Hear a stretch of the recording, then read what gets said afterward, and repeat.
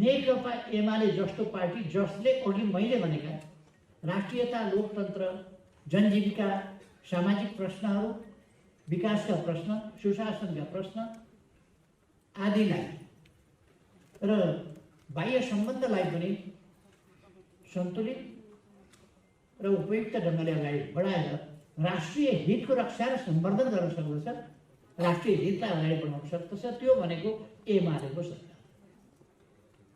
त्यो एमालेको सरकार गठन गर्न हामीले सक्नुपर्छ आगामी निर्वाचन। यस्तो अवस्था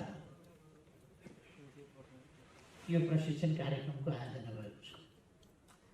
7वटा प्रदेशमा यस प्रकारका कार्यक्रमहरू आयोजना भइरहेका छन् र यहाँ आज बागमती प्रदेश जो राजधानी समेत रहेको प्रदेश, यसमा यो प्रशिक्षण कार्यक्रम आयोजना र गएको स्थानीय निर्वाचनको परिणाम भन्ने हो भने यस प्रदेशमा जस्तो हुनु पर्थ्यो त्यस्तो भएन।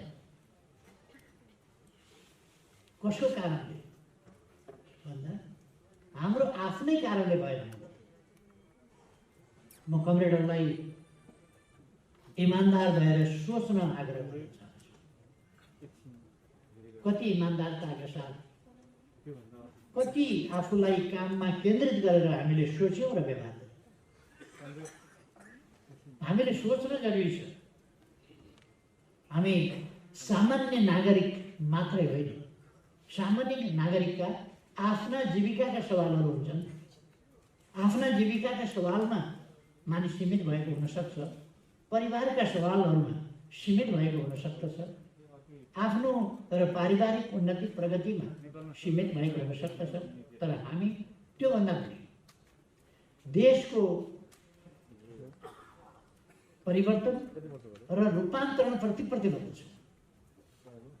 समृद्ध नेपाल, सुखी नेपाली आफै बन्दैन, हामीले बनाउनुपर्छ। त्यस उद्देश्यप्रति हामी समर्पित छौँ।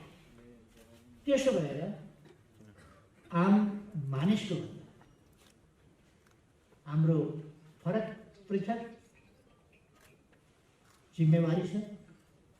त्यो जिम्मेवारी पुरा गर्न हामीसँग त्यो प्रतिबद्धता चाहिन्छ, त्यो जिम्मेवारी पुरा गर्न त्यो अनुशासन चाहिन्छ, त्यो इमान्दारिता चाहिन्छ, त्यो सङ्कल्प चाहिन्छ। त्यस उद्देश्यका लागि यो प्रशिक्षण कार्यक्रमको आयोजना